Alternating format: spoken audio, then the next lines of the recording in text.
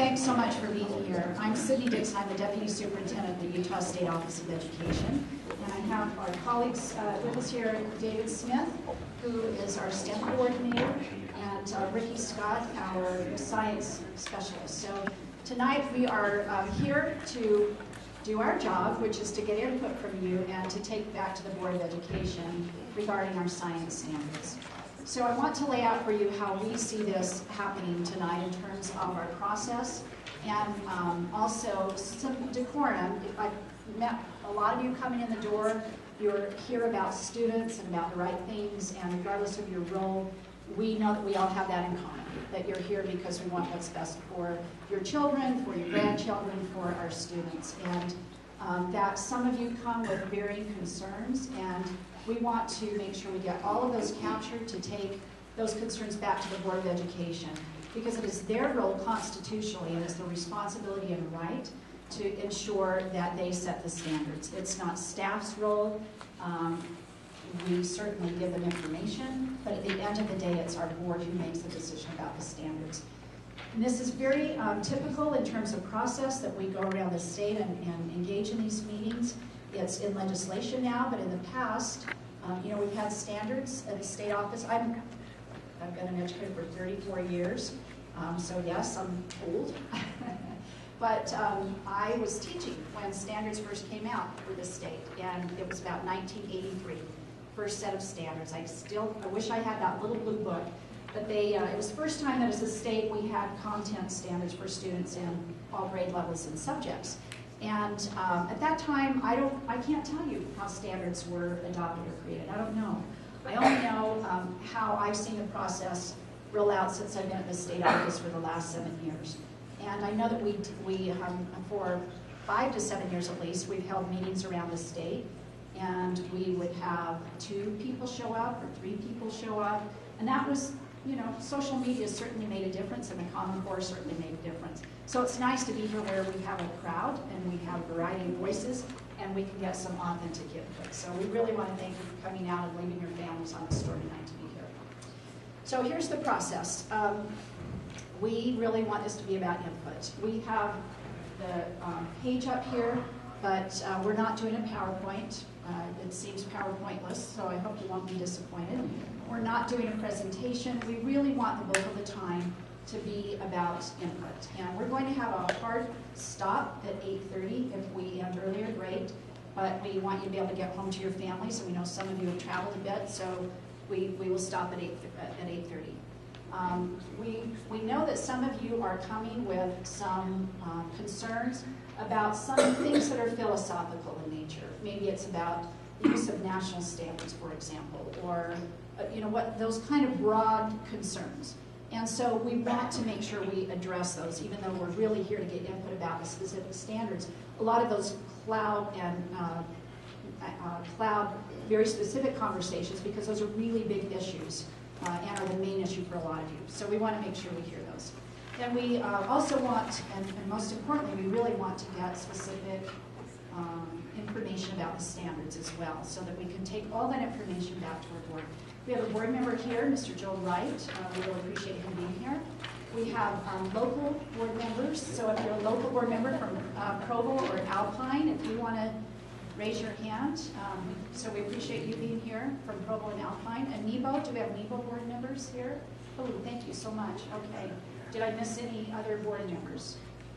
We have teachers here, so if you're a classroom teacher, welcome. We have parents who have students currently in Utah Public Schools. We probably have parents who have students in private or homeschool their students. So we welcome you as parents who are not affiliated professionally with the school. We have university professors. We have district office support. So I hope I captured everybody. We have the media. Don't want to leave out the media. And we have a couple other board members that just walked in from the State Board of Education. Board member Brandy Cummins and Mark Openshaw in the back. So thank you for being here. All right, did I miss any group? I hope I captured everybody who's in the office. Oh, I didn't. School administrators. Do we have any school administrators? Okay. Community council. Oh, community council. Wow, that's awesome. We're community council members. Somebody ratted you out. Thank you for pointing that out. All right, so that's sort of who we've got in the room, and that we're excited about that. That's a really good cross-cut of people who are here with interest. So thank you. In terms of the process, we're just going to right from the bat. We're just going to have you kind of call out in a phrase, not dialogue, but a phrase, some of the major topics that you're concerned about, and we'll script those. And then from there, we're going to spend some time having you come to the mic. And we're doing that because we are recording this. We're recording it with video and with audio. And we want to make sure that we're able to capture everyone's voice. So we would ask that you come to the microphone if you have a comment. And we want to make sure that we get all aspects of the comments out on the table. We'll then, if you feel like we've covered everything, then we'll move specifically into the standards and make sure that we get your specific feedback about the standards so that we can take that back. Thank you for the way that you came in and the respectful way that you greeted each other. We expect the meeting is going to continue that way as well. And so thank you. Thank you for being willing to participate, and we know that there's going to be disagreement amongst the crowd, but you'll have varying perspectives, and we're open to that. And so with that, we'll begin. So let's hear some, just sort of some phrases or topics that you're concerned about. Mm-hmm. Feel free to just raise a hand. Yes, sir. Yes, sir. Okay. The process the state school board is using to adopt these standards. We'll script these and then I'll repeat those. So the process that the state board is using to adopt the standards. Yeah. Okay, thank you. Yes, sir. Why the change in curriculum? Why the change in standards? Yeah, and why not as much STEM? Okay. All right. Why the change in standards and why not as much STEM? Do I get that? Okay. Other concerns? I can list a whole poster. Well, thank you so much. I appreciate that. But if something's not mentioned, I'll come back to you. But you come on out on the table. The politicization of certain sensitive or politically charged topics like global warming, environmentalism. Okay. So that would be a concern probably about the standards too. So politically charged subjects, yes. Well, and the way they're handled. They're handled in a very biased way. Okay, the way that the standards are written that seem to promote a biased way of being written. Okay, thank you, Mr. Boomer. One of my concerns is just some of the vague terminology. Okay, vague terminology in the standards. Great, thank you. Yes, ma'am. The shuffling, 6 went to 7, some 7 went to 8, some 8 went to 7. Okay, shuffling around of topics within the standards, moving from grade to grade. Okay, yes, ma'am. I think it's hard to make an assessment just on 6 through 8, not knowing, the full scope of what a K-12 science education would look like. Okay, great. So adopting just these 3 grades, it's hard to get a full picture. So looking at 6 through 8 in isolation rather than seeing them in the scope of K-12. Okay. And if I'm repeating or paraphrasing and I don't get it right, please correct me. We want to make sure we get this up here. Yes. Standards versus curriculum. A lot of people don't understand which is which and why they're both important and why they're different. Okay, good. So clarification about standards versus curriculum, how they're different, why they're both important. Yes. Okay, where are they accessible? How do you get a copy of the standards? Yes. So I'll bring up the nationalization issue. The nationalization of standards in general, whether it's English or math or science or art or what have you, belies the natural authority that parents have, families have, to be the primary educators of the children. And the attitude that I've received from phrase, because you're going to get to say all of that up here. So nationalization of standards. Who should be in charge of deciding what my child learns? Okay. Somebody in DC or. Ken, do you mind if though we put that term nationalization of standards? And if you don't mind, Jared, if we could add the next piece that says parents having control over what is taught to their students. The role of the family. Control of the family. The role of the family. Role of the family. Okay, thank you for that. Yes, sir. Are you wanting to hear anything that we like about the standards? Okay, I hope we will as we get into that very specific conversation about the standards. I mean, I have something specific I can tell you, but I'm not sure if that. So we want to discuss what some of the positive aspects of the standards, what people are liking about the standards. Thank you. Yes. So one of my concerns is the public has only seen half the standards or a portion of the standards. By law, we're supposed to see all of the standards as presented to the teachers. Why the discrepancy and why the breaking of the law? There is that myth out there that there are two sets of standards, so we'll definitely address that. Two sets of standards. Okay? Anyone over here? Yes, ma'am. Why is it just coming out that this is actually an adoption of the NGSS? Okay. Why is there just the public just being aware about the NGSS? I probably didn't No. phrase that, but yeah. We consider public sort of that broader. Okay? Yes, ma'am. I know there are a lot of people concerned about Common Core to begin with, but we were placated into believing that these would never be adopted. I'm very concerned that we were lied to and what's going to happen in the future. It's like we just keep having less and less control over what's happening, which is what we were originally thinking about anyway. Okay, so trying to frame that sort of goes to what Mr. Carmen said earlier, sort of this nationalization, but also maybe the linkage to the Common Core and some of the same issues with the Common Core. And also, I heard you say another piece about you feel like you were lied to about that. Did I capture that? Okay. Yes, ma'am. I am mildly concerned, no, I'm more than mildly concerned, that we are voting on science. And I think science is science. I'm not sure that it's up for a vote, right? So when you say we, are you talking about the board? Well, yeah, not necessarily. Well, yeah, I mean, I guess ultimately the board. That I guess what drove me here was the idea that someone could come and say, well, we're not going to talk about science, and it's subjective, and so we disagree with it, so it doesn't exist, and so I want to talk about why. It's an attack on Why? science. So why are we debating the topic of Yes. science? What kinds of input shape the policy being? Yes, what kind, That's a great way to say that. Concerned about the kind of input that shapes policy. Yes, sir. As a teacher, I've kind of been specialized in one way. I'm wondering what's going to be done to kind of help me to re-specialize in these new standards. Oh. Okay, so what will this mean in terms of you having to go back and get some specialization given the standards that are being placed in your classroom? And hopefully Data's capturing these. May I just push pause and make sure that audio is being picked up? Are we okay, Mr. Redford? I can hear it from you, but not from crowd. Okay, now I just, yes, all right. And I failed to acknowledge Jerry Record from our staff who's doing the video and recording. We appreciate it. Yes, ma'am.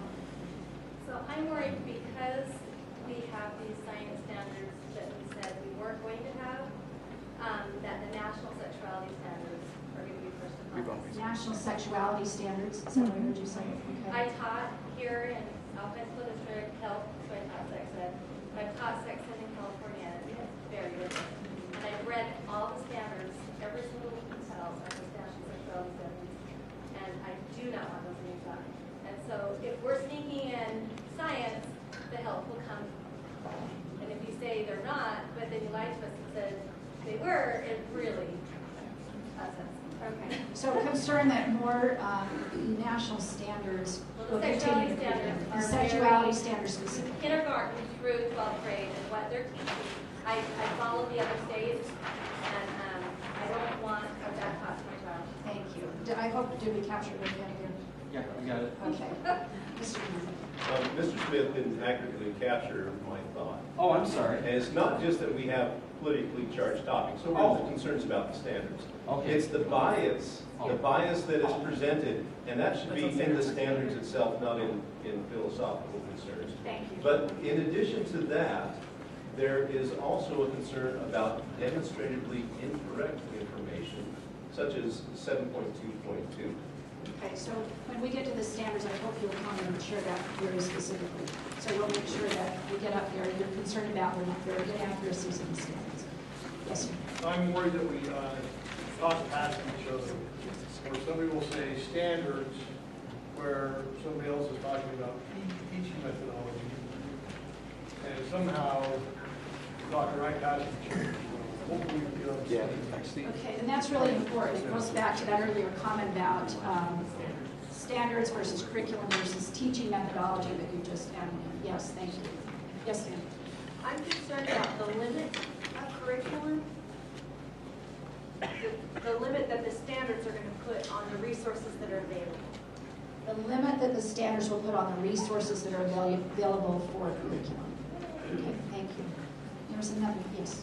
I have a concern about why we are adopting standards that are lower ranked in quality. Lower ranked by Fordham Foundation. Than what we have right now. Okay, so a concern about Fordham Foundation, a concern about quality as ranking ranked by Utah standards versus what Fordham. new standards. Okay, great, thank you. And that should be on the standards side, not the code side. Thanks. Thank you. Thanks for keeping us honest.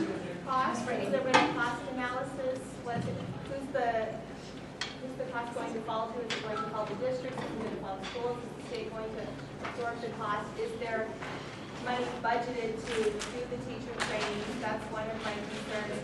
You can't isolate standards by themselves. Standards drive curriculum and testing drives. So they're all intertwined. So to separate them is really, and is their curriculum aligned to NGSS to even, give a teacher? So two main concerns I heard, just catch me if I didn't capture them. One is the cost associated with it, and that's true any time, but specifically with these standards, what would the cost analysis be in adopting these standards? And then is their curriculum already aligned? Well, and sort of that testing curriculum, everything kind of goes together. Those are important points. Yes, ma'am? I just want to kind of reiterate what she said, because as I looked through them, it's not as in-depth as they are right now that the kids are learning, because I've been part of that process, and they are really learning that information if the teachers have the time, because they're so worried about getting everything else in the science and social studies kind of squeeze. Okay, so that's something we might want to expand on. I'm not sure how to capture that up here. How would you capture it in a phrase? I just want to make sure we don't miss it. I think it's just kind of her same thing. It's just not as in-depth. Okay, so maybe not as in-depth. Yeah. Yes, ma'am. Okay, I'm kind of new to this, but as I'm sitting here listening, I think you guys have a problem with people feeling like they can trust you. Right. And I think that is a serious issue where you have a state organization that the people that are interested and are here and are showing up tonight don't feel like they can't trust you. I think that is an issue that you guys really need to address. Yes, so an issue of trust. Okay? Yeah. For the Board Member Hart.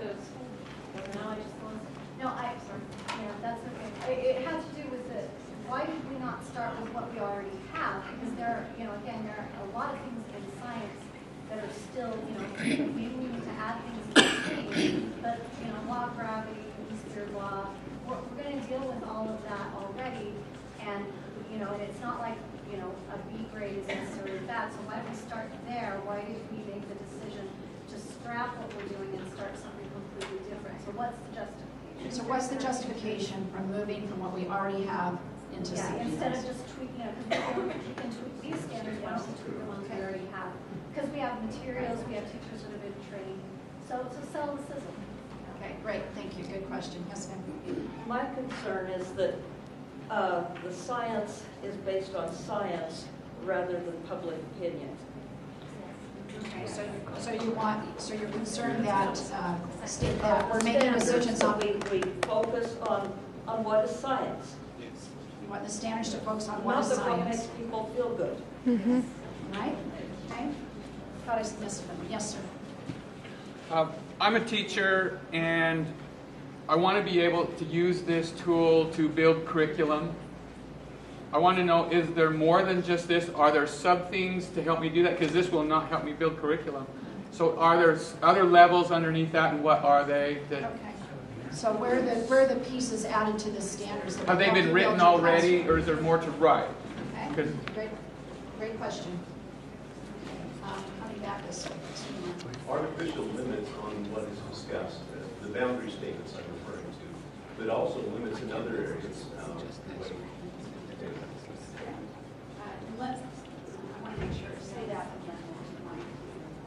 boundary statements that are set up. They're set up as artificial limits, and I'll talk more directly later. Yes. I'm sorry, I forgot your name on it. Sarah. It seems to me that the new standards have a lack of following the evidence and critical thinking questions for the kids. It's the perspective, and they're leading them toward a certain philosophy or a statement of belief instead of, well, what does this prove and what does the evidence show? Okay, so standards worded in a way that leads them to a specific philosophy or belief rather than instead of critical thinking and evidence-based science. Okay. Yes, ma'am. I would say that I do agree with her, but I think that just goes to show that they are learning fully.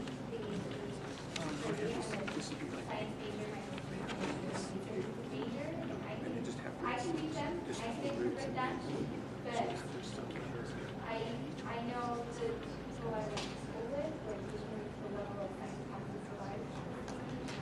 And so I think there are definitely, I see some, they're not very well worded even for science. So they can be clear.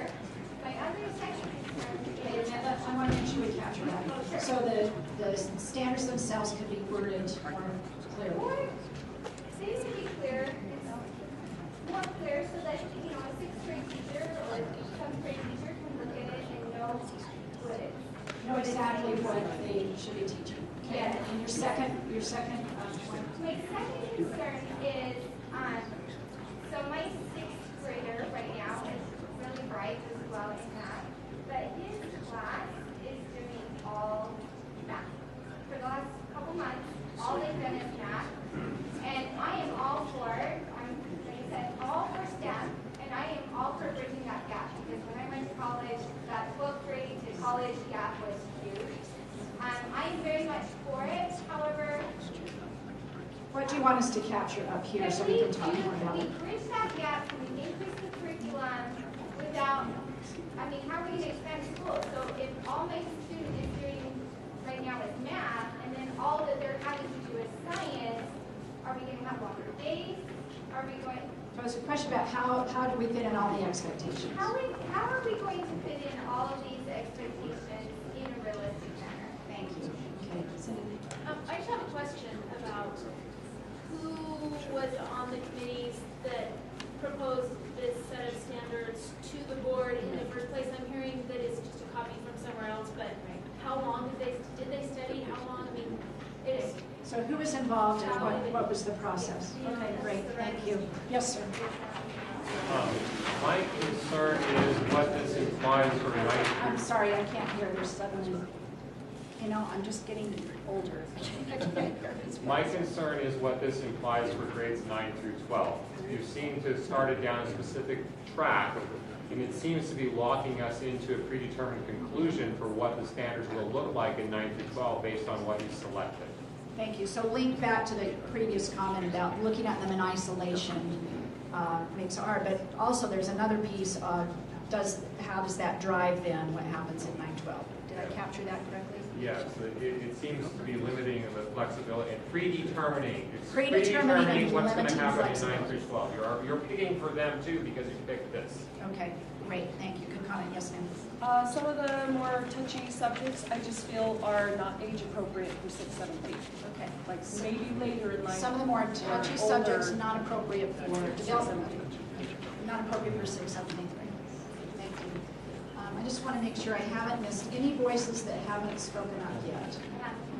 Oh, yes, you have. Sorry. You probably had your hand up. I have a problem. Sorry. One of my concerns is, as with some of the other representatives, is that they're kind of prescriptive. They're not just a bullet, this is what you need to teach, it's and this is how you have to teach. Okay. So standards prescriptive in nature that they start to dictate how you have to teach them. Okay.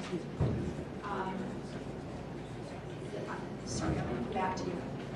I'm concerned with the engineering standards, okay? That they're vague in how they're written, and is there any background enough for people to take those standards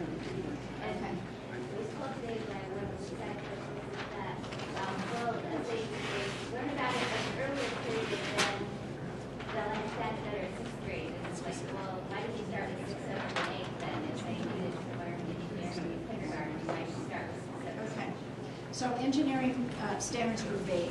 That's something I think we don't have down here. Okay, and back to you. I'm looking at this as an AP teacher, and there's so many wonderful things with the science in there and how they have it modeled.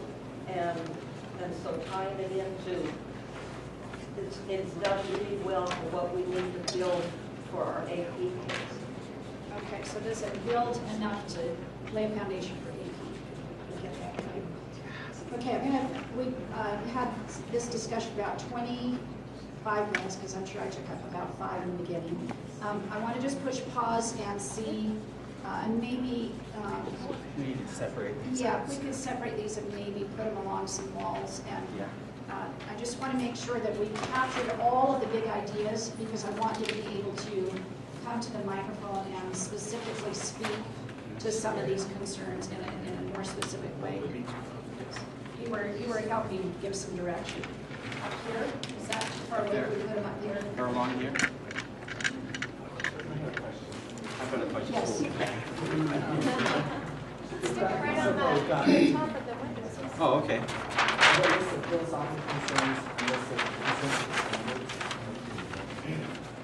Did we miss something? What I'm wondering, I've seen with English and math, for example, reporting back to this many concerns with the students themselves, or this many with the process.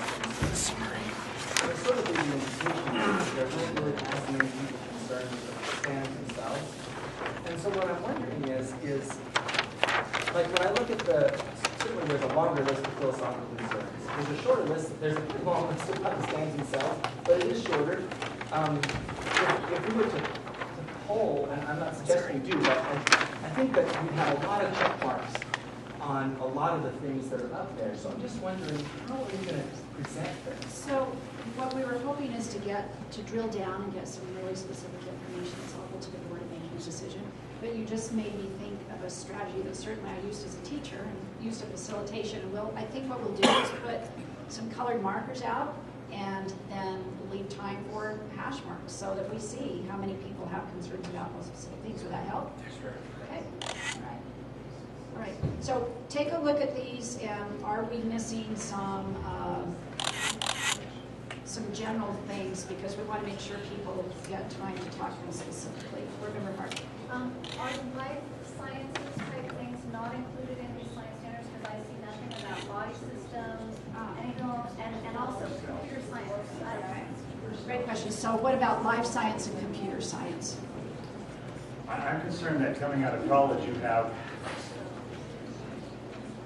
teachers majoring in, I'm thinking of 7th and 8th grade teachers that are majoring in a program or a physics, a biology, or whatever, physical science education, bioscience education. These got standards that are so hodgepodge and so thrown together, so completely unconnected, that you're not going to have a teacher who we consider an expert to teach our children what they need to learn. I'm speaking as a science teacher who feels like I'm pretty much a specialist to a point, but not with this. Okay, so you don't feel like there's enough I don't feel like people are going to be trained coming out to teach this hodgepodge. So yours is more about pre-service teachers coming out ready and prepared to teach all these. In addition to those that are I agree, especially the ones in place. Okay, all right. What did you mean? Okay, so more general comments. We'll kind of cross this. Or apply, define, analyze. Those were never standards that I taught from. They were more objectives and they were outcomes. You will be able to do this. These standards are so specific that it's how the teacher has to. So I don't know. Yeah, so they've incorporated. They're based on action and verbs as part of the standard. No, I think she's talking about granularity. They're uber specific. So Granularity, very specific, but I heard you talking to, I heard you make a shift from content to really the language of how. Did I? Did you just blurt out, Mr. Carter? All right, and going across this way, one more and then. I was speaking to a high school science teacher last week, and he expressed concern to me that all this leads to a test that the kids have to take. And he was noticing that in the broad number of standards that he has to teach, some things have to get pushed aside or not thoroughly taught. And in his observation on the test, the question dealt with a subject that he had not specifically dealt with in his class. It was one of the things that he had decided was not the core. And so the students were coming to him and saying, "I'm so sorry, we didn't know anything about nuclear reactivity, and so we couldn't answer that question." And he was concerned because he didn't spend a lot of time on that. So I guess my question is, in regards to the breadth of standards and how they relate to the test and the stress that that puts on the teachers and the students. Breadth of the standards, and when it comes to assessing that, the stress that it puts on teachers and students. Yes, sir. So I was just kind of looking for a couple of keywords that were mentioned out here, but not necessarily up there. One was additional training if we were to implement this, because some of us are specialized in certain fields as a science teacher. So as the standards get broad, what that means for training of current and incoming teachers. Yeah, what would that look like? Okay, great. This may be tangential, but I feel like as Utah is selling our assessment items to other states, there's kind of a financial incentive and a motivation for us to do standards and things based on what's marketable versus what is useful for what Utah parents and teachers in our communities want. So I don't know if that comes up specifically with the standards, but it is a concern of mine that that maybe is playing a heavier role in some of our standards decisions than local people or what we want for our education. So it's sort of that then being able to sell those impacting local voice. Yeah, there's market forces affecting the curriculum like she mentioned, but also, those market forces kind of creating momentum towards this nationalization, and I'd like to switch it. Thank you. Yes, I'm part of the local community, and my desire is that my kids have national standards that we can compete nationally and locally. So you want to make sure that your own children, that your students can compete globally these national standards, right? Right, yes. So this goes to the standards themselves. We need a scribe.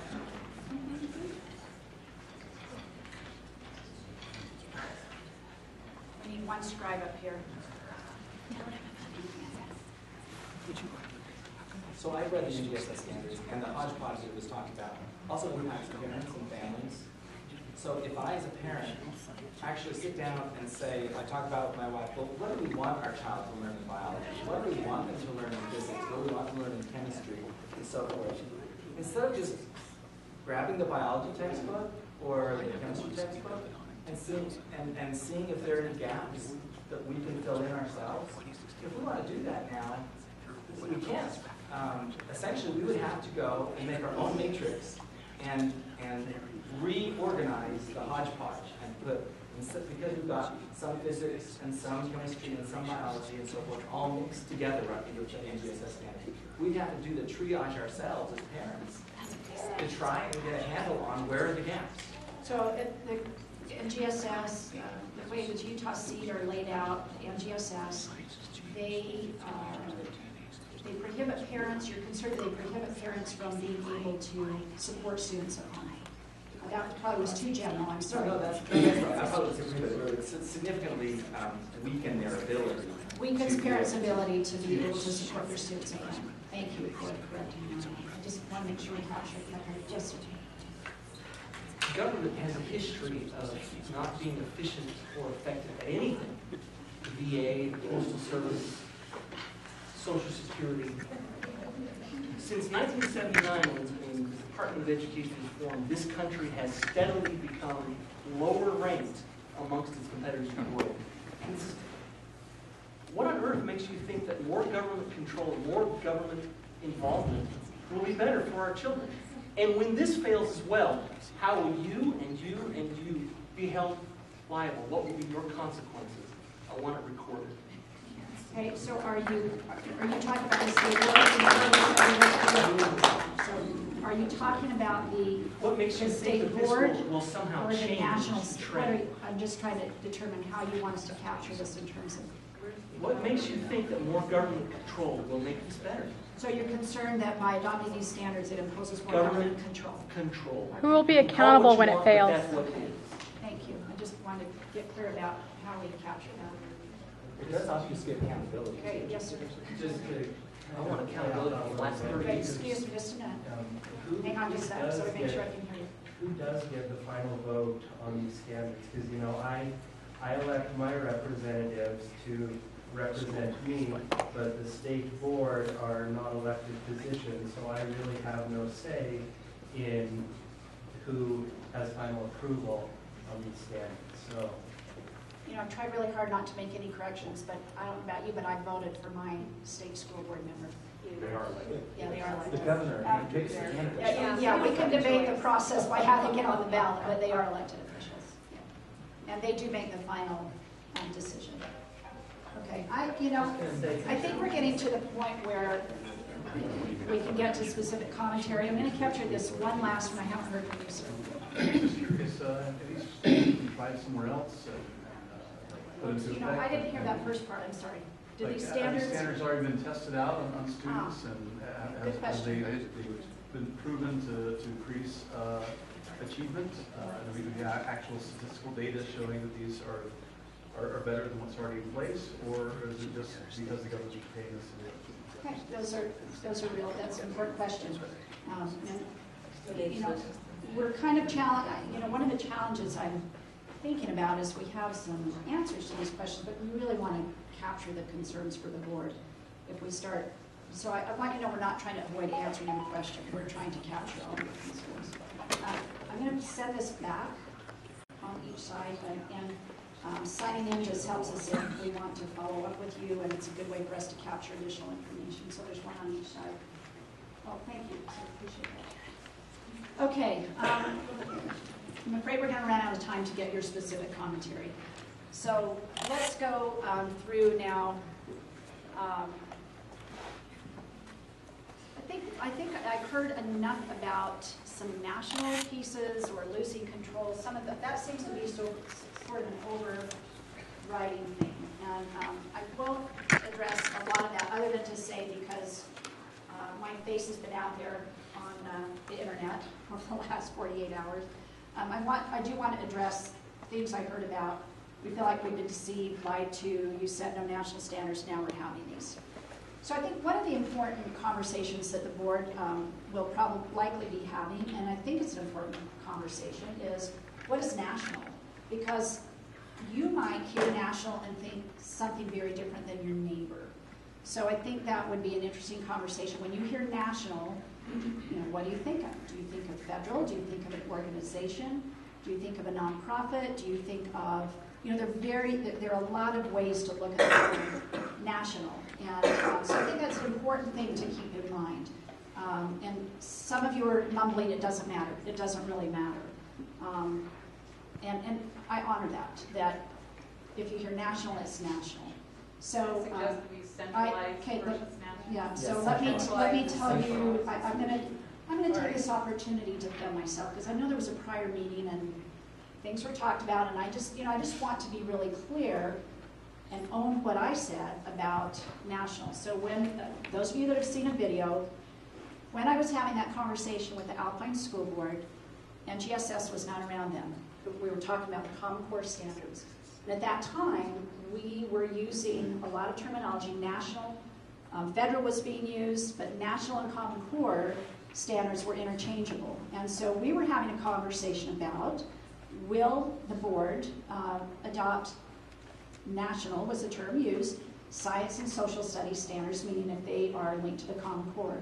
And our then board president, Deborah Roberts, made a very public statement about, no, the board will not adopt national standards. Martel Menlove, the superintendent, spoke to this as well on the video. When we were talking about national, we were talking about the expansion of the Common Core. Okay? Now, nuanced as it might be, or not nuanced at all, it's doesn't matter. I mean, we can debate terminology and nuance, but that's what we were talking about. Okay? Mr. Neumeier, let me finish, please, okay? Let it know so reply to you. yeah, we'll give you a chance to get at the mic. So I just have to be clear that that's what I was talking about. So those of you that feel that you were deceived and lied to, I get that. I really get where you're coming from. But just know that that's what we were talking about was Common Core. And I personally, I'm going to only own what I said. I personally see NGSS very differently than the Common Core because we don't sign on to anything. States didn't come together and create them. The Council of Chief State School Officers, CCSSO, I'm so used to that acronym, National Governors Association, who wrote the originals, or came together to work on those standards and had states sign on. They did not write, they were not responsible for NGSS. Now, Achieve played a part in Common Core, they played a large role, and Achieve was behind the NGSS. So there definitely is that commonality. But when we were having that conversation, what is captured of my audio, we were talking about expansion of Common Core. That's a conversation for those of you that feel like you need to make a statement about it, please do so. But I just wanted to be clear what that's about, okay? Because I feel cyberbullied, I feel like I got to take that little moment. Okay? Sorry. No, what side you're on. I just want to be really respectful. Okay, so let's take some time now to come to the mic, and if there's anything that you want to expand on in the, I guess it doesn't matter really. It doesn't matter if it's talking about standards or the other concerns. Just if there's something that you want to expand on that you don't feel was captured. So rather than me repeating, well, actually, Mr. Scott, is there anything you want to say about creation? Would it be helpful to the audience to talk about how the standards were created? Do you want that answer tonight? Okay. Can you move, Mike? Give me the mic. Oh, I'm used to my teacher voice. Hi, I'm Ricky Scott. I haven't had a chance to speak yet. Thank you all for coming. So when it comes to the origin of these standards, right? The reason why standards were changed in the first place is because first, our current standards are old. They're outdated. There was great intention in these previous standards in which we would have students that would be very engaged, very hands-on being taught. The research behind it was talking about, specifically in this range, the idea of integration, and that came up actually in here as well. Integration was something that was new at the time, that instead of just teaching 7th graders physical science and then a life science and kind of go through that, but to integrate them all into one course. That was new back in the original standards. So when it came to these standards, we looked at what were some of the issues with our current standards. And one of the biggest ones is the fact that our current standards, the difference between the standards themselves, the content that was being taught, was separated from how it should be taught in a different document. Now, it was still all stapled together, but it was a different area of the document. And what some teachers would do is they would look at the standards alone, and they would simply teach content for the sake of content. Content for memorization's sake. Content where kids would learn it and then recall it. And very little was there that opportunity to do the work. There actually were some teachers that would take that first document that talked about the scientific process and the scientific method, and they would teach that as a lesson. And say, okay, here's the scientific method, and now open up your books and start doing some worksheets. Now again, this was very few. I didn't say a lot did this, but still there was still that kind of disconnect between what the standards described as far as how it should be taught, the philosophy of the standards, and the content. We wanted to try to correct that. Hold on, I'm sorry. I just wonder if you're clarifying. Are you talking about ILOs? Correct. Versus yes. the standards? That what you're trying ILOs, sure. The ILOs that was the part of the standards called the intended learning outcomes. Those are the things that students should learn how to do in reference to science. So that was one document. How that was being used within the standards was never really articulated.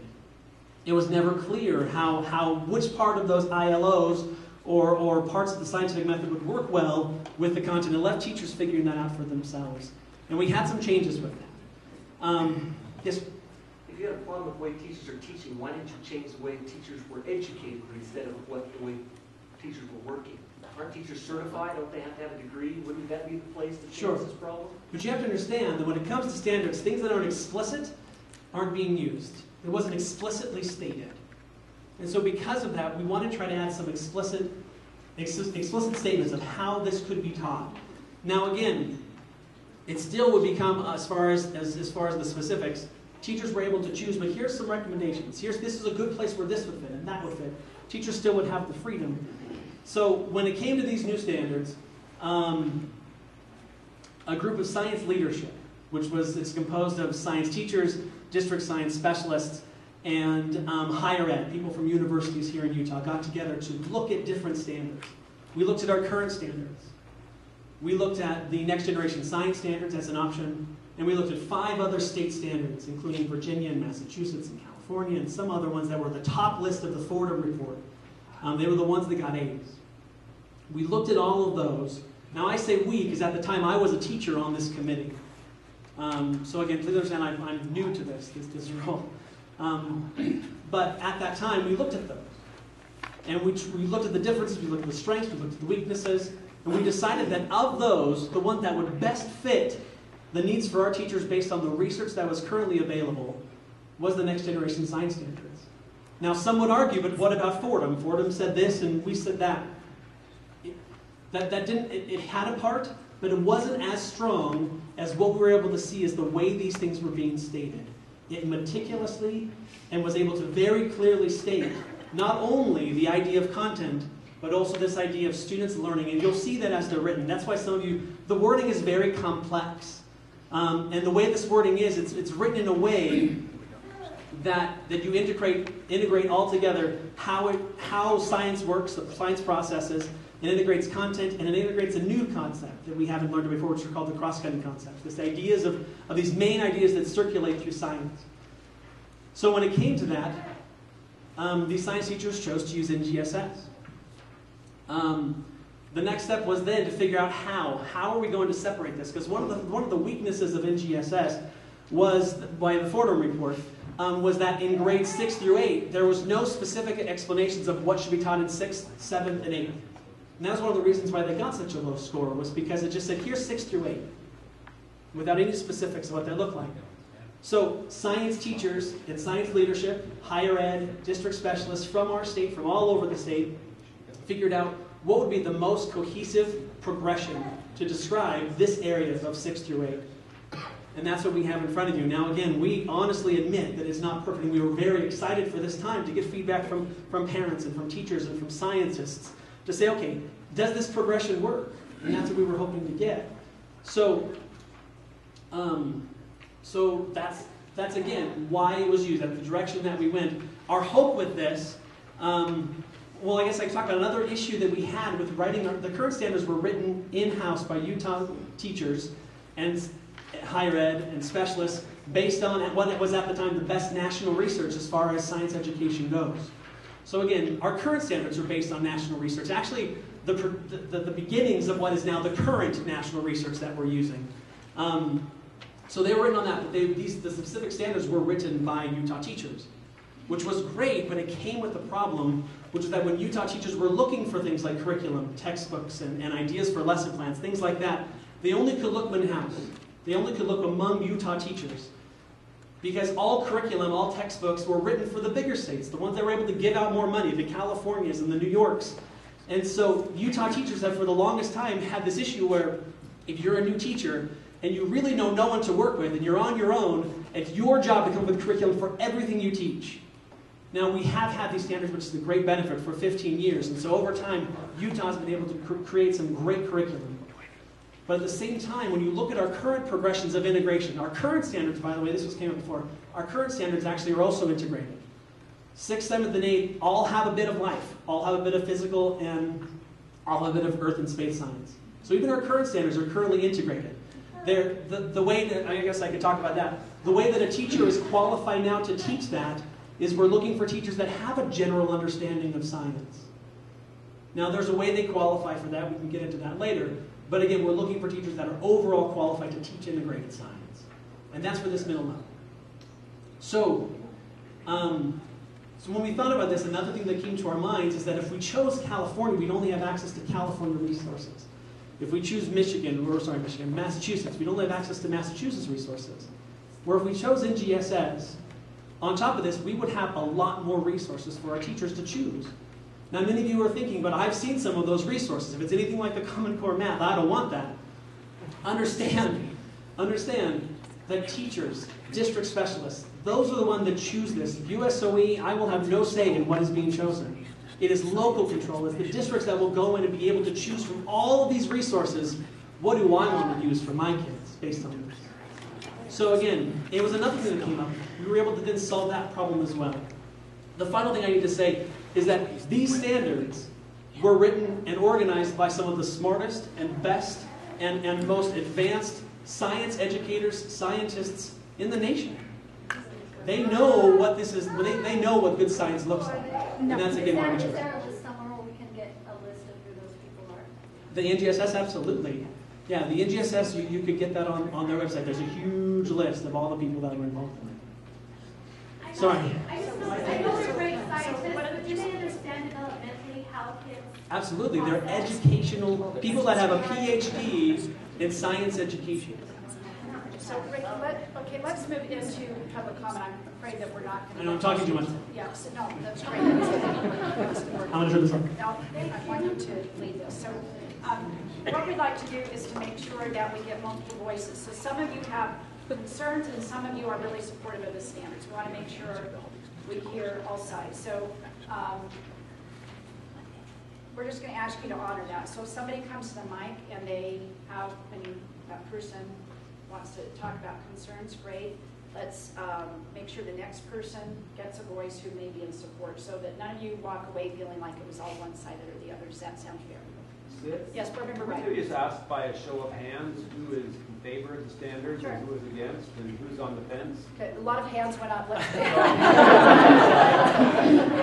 Let's talk about who is in favor. So the three categories, who's in favor and supportive, who has great concerns, and who's kind of on the fence still trying to figure it out. Did I capture those three, board member Wright?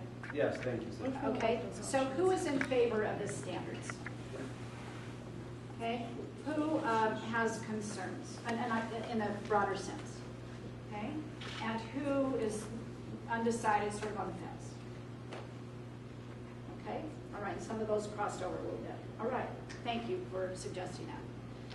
So let's start with somebody who has a concern. Yes, sir.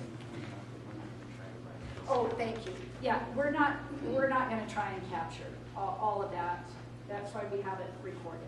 Okay, so board members will be able to get at that. So somebody who has a concern, who maybe we haven't heard from, wants to come. Well, let me say this. Some people don't want to speak out publicly, but you may have some concerns. So we'll post a couple of blank sheets. Sorry, I'm having a hot flash, so I'm sorry. Just have to be upfront about that.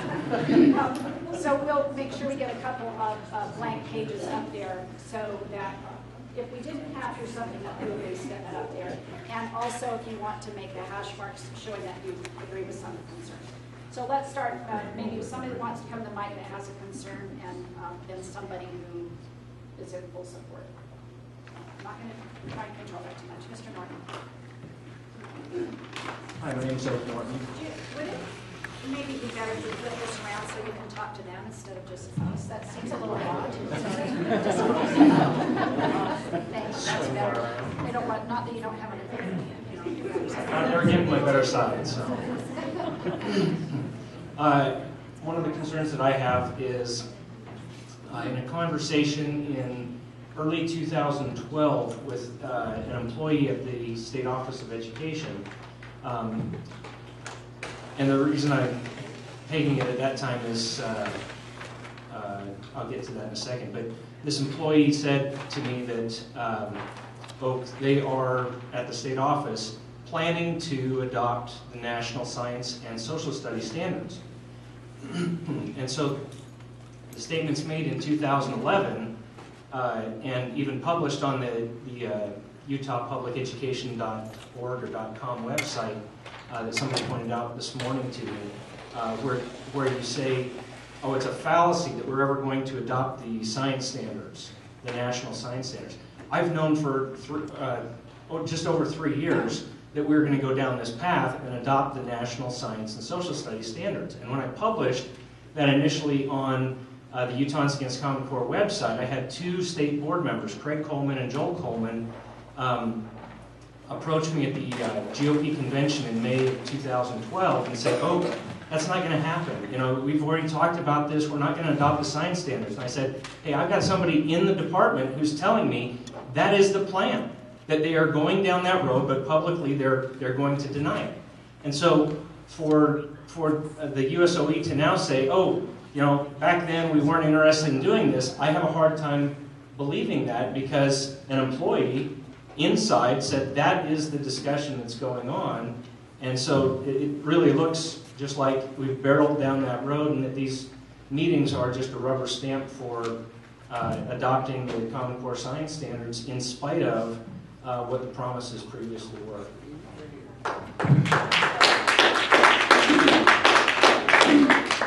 Just a reminder about clapping, thank you.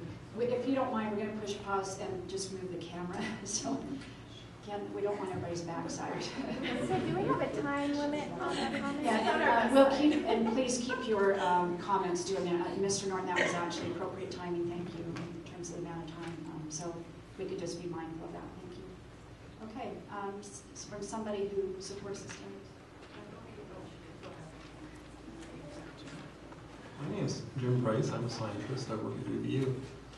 And personally, I don't think it matters where the science standards come from if they're good science standards. And I've read these, and they look good.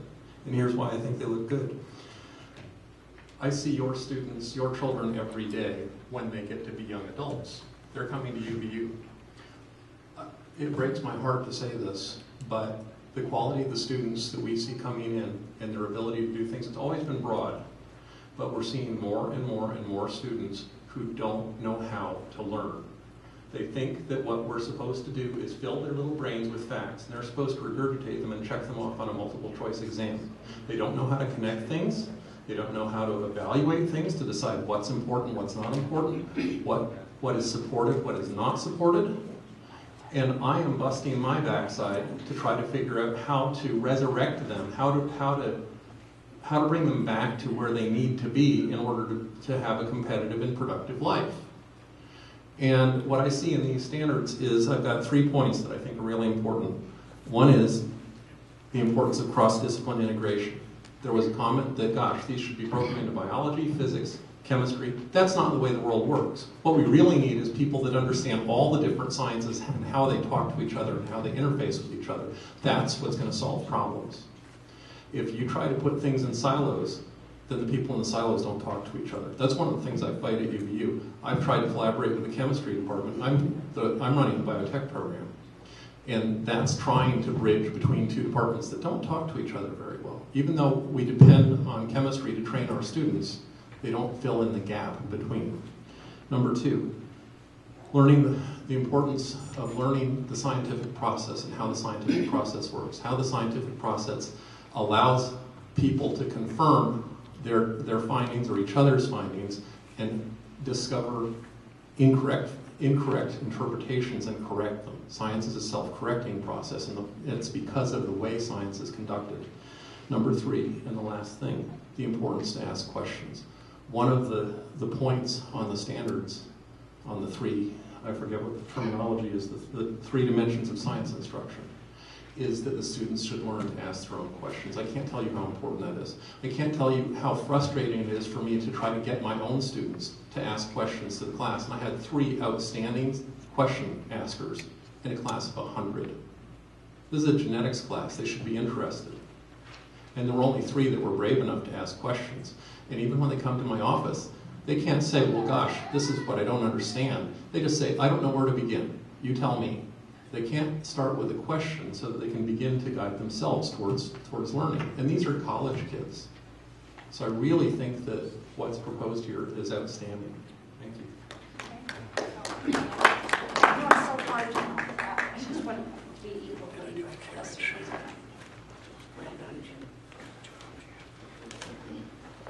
I appreciate Professor Price. I'm sure he doesn't remember I'm one of his students, but he did a great job. Everybody knows that if you go into a house, or the police go into your house and they find, say, illicit drugs sitting on my countertop, and they enter my house and they don't have a search warrant, what happens? The judge by law has to throw out that evidence. Why is that? Because the process matters. So why is it that the Utah State Board of Education is being sued by Libertas? It's because they allegedly didn't follow the process that they needed to adopt the standards. In 2013, the Utah State Board of Education said they would never adopt national science standards. In fact, in 2014, there was a teacher training up at Weber State on the new generation science standards. So my question is, one more point. You ask parents to give comments on standards they haven't ever seen. So the question is, how is a parent supposed to comment on specific standards they have never seen? That to me sounds like you got to pass it in order to find out what is in it. Transparency matters. There's a reason that the law requires public input. The law matters. My request is that you fully disclose to all officials, teachers, administrators, and parents all of the standards that you plan to adopt from the national science standards, not just 6 through 8. Why? Because the process matters. By the same logic, you as a board should fully reject these standards and start over, because the process matters.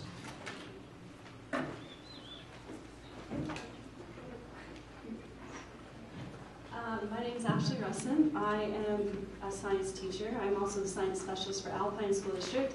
I'm also a mom. My kids aren't in school yet, but they're really in Utah.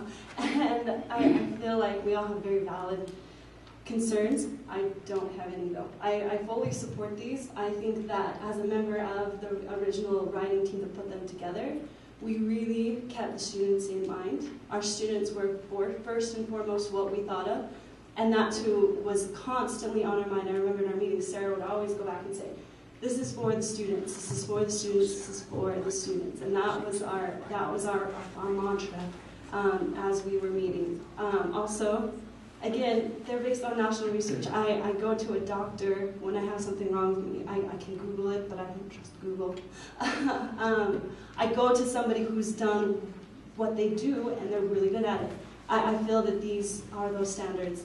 I also know that there are a lot of good answers. Our standards right now, they're good. They are really good. I've taught them. I like them. But I think there's better. And that's what we're here. We're here to change. I mean, you can't, being stagnant isn't going to work. We've got to progress. And I think that this is a great way for us to progress as a state in science, because science is science.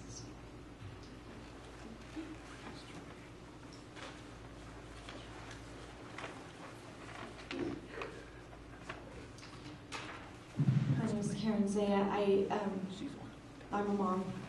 I have quite a few concerns, but the ones, one was brought up by somebody who made a comment about students going to a teacher and apologizing for the way they answered on a test because they didn't know and they were afraid it was going to affect their teacher. What are we doing? If that's the kind of effect our standards are having on our students, we're way, way off course. Standards are supposed to make them better students. I can't even begin to fathom what that would feel like as a student, to be worried more about your teacher than your education. Limited resources. I made the comment about national standards limiting resources. We saw that with math and language arts. All of the publishers and all of the great resources of curriculum that we had all over the nation got funneled into one frame of thought. And that's all you could find out there. I mean, there's tons of textbooks, but they all say exactly the same thing because they're so afraid of lining up with the Common Core. Which brings me to my next comment. NGSS is Common Core. They may have changed the wording, the name, but it is the same. So to say that you're not adopting Common Core is a fallacy. On the NGSS website, it says, we want people to adopt this in whole because it connects with Common Core. They wrote it to be that. They wrote it to be Common Core and to work with Common Core. So if you're not happy with Common Core, you will not be happy with NGSS. And then I just have a question. How is it that experts and teachers in Utah came up with standards that are word for word NGSS? I don't get that. If we were writing standards in Utah, how can they be word for word? You can take sections of NGSS and then take sections of this new standard, and they're exactly the same, every word. And you can do that through the standards. I'm just having trouble really believing that we wrote standards and that we didn't just co-opt and go for national standards all the way. And I'm really concerned for our students not having the resources to think critically, not being able to look at different sides of an issue and make their own decisions. Because the NGSS standards ask them to take what they learned from their science experiment to support a specific thought process. There's no place for them to use their own thought process and come up with their own results. Thank you.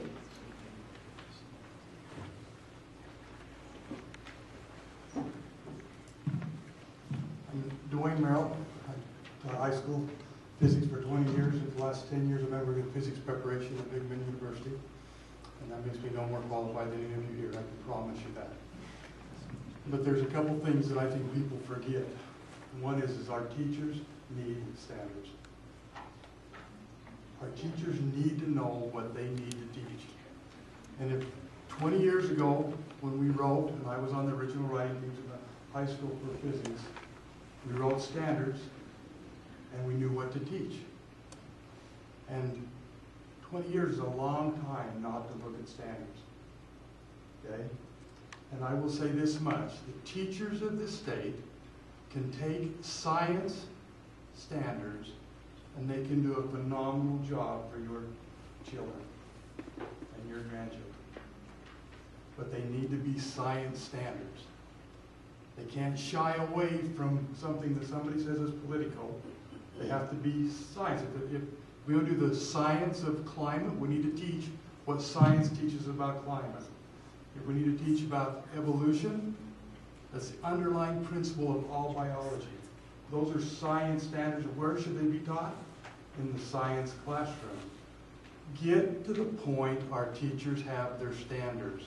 Make them better than what we have now.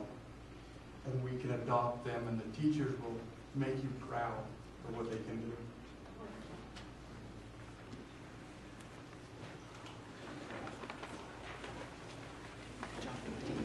I appreciate everyone coming out tonight and showing their interest in our kids and wanting to make things better.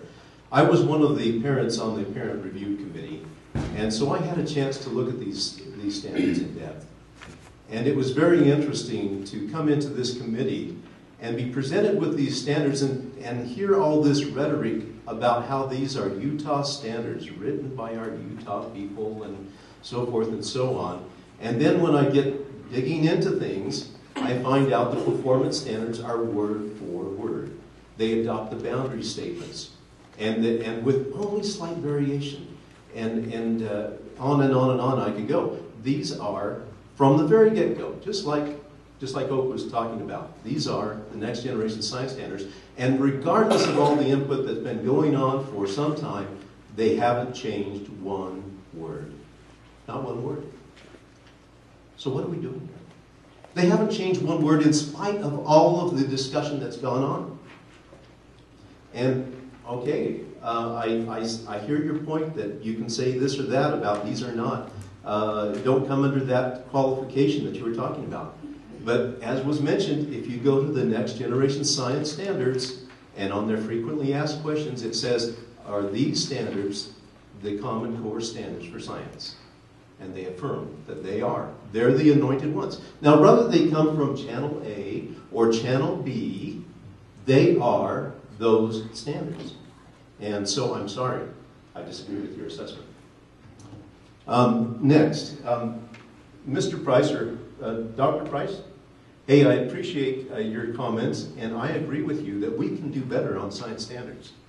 And it's important to get our kids questioning. Isn't science about questioning? Yeah, absolutely. Science advances when we question the standards of the day, the popularized or belief theories of the day. That's when we can move them forward. And this is one of the pieces that I think we are not teaching our kids. And I'll give you some examples of that in just a minute here. Why is my time shorter than everyone else's? Okay, so anyway, and there are good points said by everyone. I appreciate your points. But nonetheless, let me run down through some things as I'm being very monitored here. There is a politicization to the data here. For instance, in the global warming issue and so forth, it states specifically, look at this data to infer that man is the cause of global warming.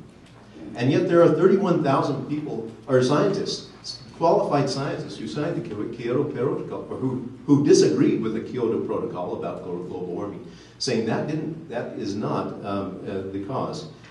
There is demonstrably bad science on. I appreciate the discussion about where did he go? About if science says we evolve, we teach that we evolve. Hey, I am not saying that we should not teach and have an understanding of what the thinking is of the day. But what I do have an issue with is how it's taught. And again, I can cite a number of issues right off here that says to find this conclusion. And yet the data, such as 7.2.2, actually shows something different. But they say ignore that. In fact, in the boundary statements, they actually say do not look at microscopic data. That's where the best data is, actually. It really is. That's where the best data is, and it proves the idea wrong. And anyway, I'll let it go with that. But actually, no, I am going to take a few more minutes because, a few more seconds anyway, because some things out of the Fordham report. Let me name some things that I agree with. There's missing and implicit content, artificial limits on learning, guidelines. Yeah, teach the teachers how to teach. Don't talk over the kids' heads, but let them follow the enthusiasm. The failure to include essential math at critical areas, the lack of depth on critical topics, missing science foundations, watered down science with social issues. That's one that I saw a lot. They plugged in all these social issues here. Where do you have time to teach the real science? Again, some of these concerns with the higher levels here. And here's one that I've really got to get out here, because we are talking about adopting the entire next generation science standards. Not just grades 6 through 8. Not just because it sets a foundation for it, but because the way this was handled all along. And it wasn't until just recently that it is public admitted that these are next generation science standards. And if you go on to the licensing requirements of the next generation science standards, it says states who are adopting or in the process of adopting in whole these standards are released from the copyright licenses. And so there is a definite desire to take the whole thing, and we're not even looking at it. Thank you.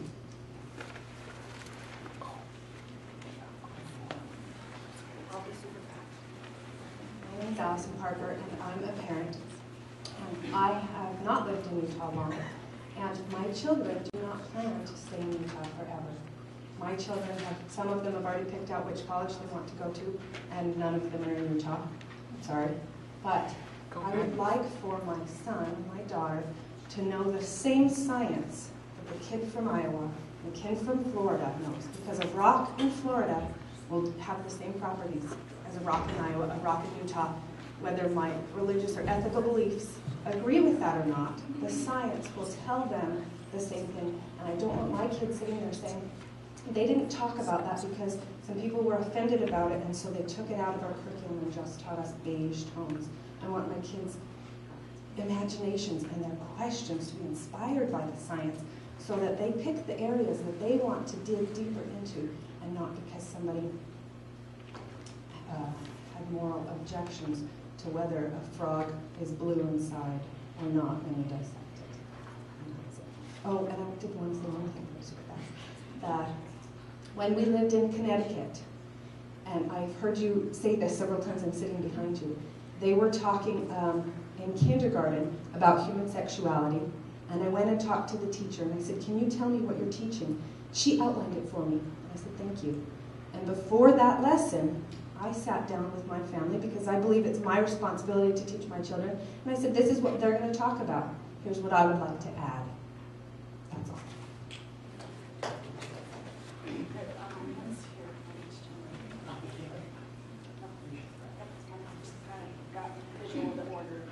You're not in support, right? Just trying to make sure everybody has a turn. Sorry, I really don't mean to be so controlling. It just. I've been teaching 18 years, 8th grade science. I'm not saying I'm an expert, but I think I'm good. You look good. You look If I good. didn't, I don't think I'm doing. I don't understand why, I teach STEM as well, and I think my biggest concern, I don't have a problem with standards, I really don't. I do take a little umbrage with the fact that I don't teach concepts and the way to teach it. I think I do a pretty good job as Utah teachers, and I don't think that a Praxis 2 test makes me qualified to teach all these things. I'm not trying to be a jerk, but I have a hard time with it. So we spend a lot of time requalifying to be able to teach these integrated science topics, and I don't have a problem with teaching integrated science. I do say, it wasn't that I think we should separate physics and things like that. I do think that we need to integrate, but I don't think our teachers are prepared that come out of college. That's what I'm trying to say. You have someone with a physical science education background that comes out and now has to teach all these different things. And I'm not saying it's a bad thing, I'm saying there's no training. And I'm saying that we've adopted, this is watered down. I'm sorry, I wasn't on the committee, I wish I was. But if I would have been on the committee, I'd say this is watered down. We don't teach any engineering topics in here hardly at all. Yeah, there's one chemical engineering minor project if you really dig deep enough. But where's the physics? Where's the machines? Where's the engineering ideas in this that I'm supposed to be teaching my kids? I teach a machine project my parents hate me for it. They hate me for it. But the kids love it, for the most part. And it's fun, and they engineer, and they problem solve. And I teach my kids how to problem solve. I'm sorry, I do. And I take umbrage with the fact that people say that I don't. But I teach them. Students come out of our class prepared. Not perfect, but prepared. And I think this is a watered down version of the things that we already have. And I think that we could look at it and change it, which we have. They've changed in 18 years. Don't say they haven't. I don't teach nuclear science anymore. I don't teach electronics anymore. I teach waves now. So I've been involved in this 18-year process, and we do change. And I don't have a problem with changing. I don't have a problem with standards. What I just do have a problem with, though, is making standards that are less than we have now, that I don't think are Utah supported. It sounds like are nationally supported, and I don't appreciate that. And it doesn't mean that we don't teach things that are uncomfortable. We do. I think we do it well. And so I know that I wouldn't be able to sleep at night if I didn't openly say that I disagree. And I apologize for taking your time, but I think it's important that we understand that teachers are qualified and they're prepared right now, and that they're coming out of college with a certain preparation level. And by giving them this, I think I think you're going to have a hard time getting teachers that are going to be qualified to do this and make our kids prepared as they do this now. Thank you. I'm not sure why you felt the need to apologize for speaking. That's why we're here. Okay, I'm going to ask, because we said we would do a hard stop, Dr. Tolman, after you.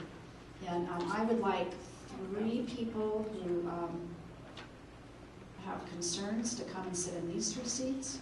3 people in support to come here. And we'll be ending there. So I know that we're not going to get everybody's voice. Poor Wendy, don't trip over it. Okay.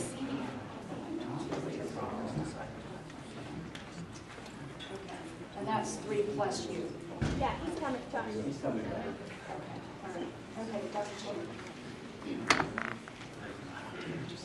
I'll try to make this brief. I want you to know that I've been involved with science education since 1964. That's when I started teaching junior high general science.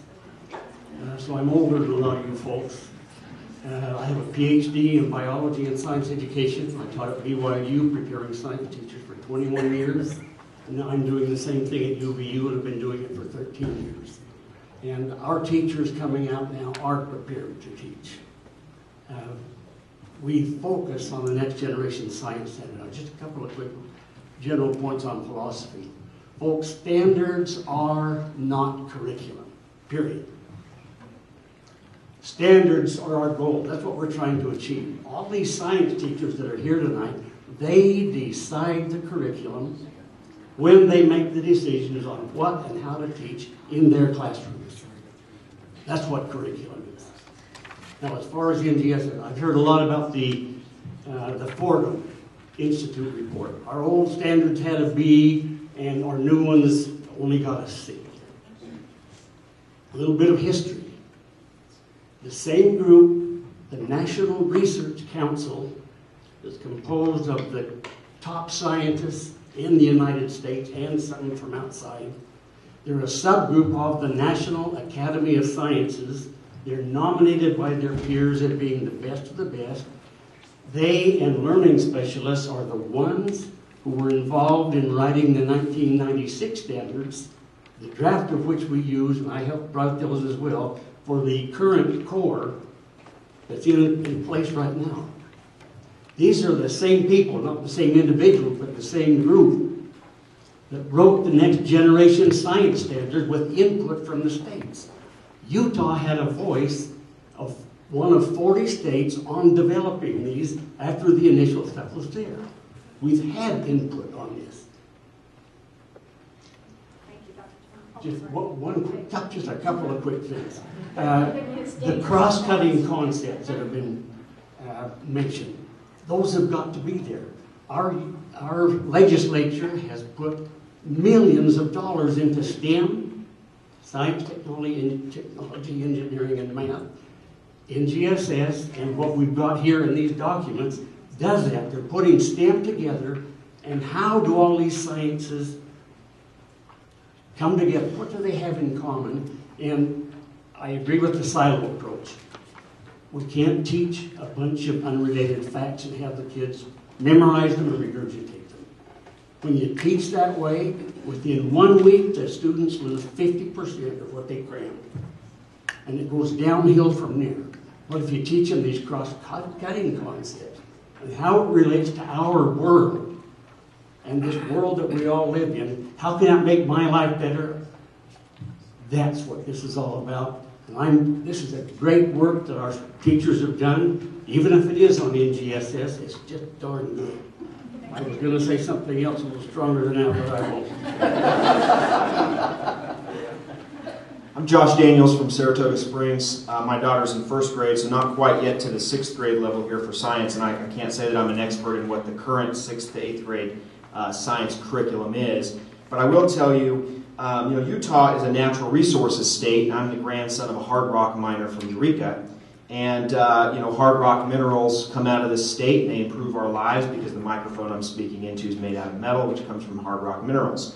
The professor from UVU talked about we want to teach our kids how to solve problems. And I think that's great. I think that this integrated approach is great. I think the idea of these cross-cutting concepts is great.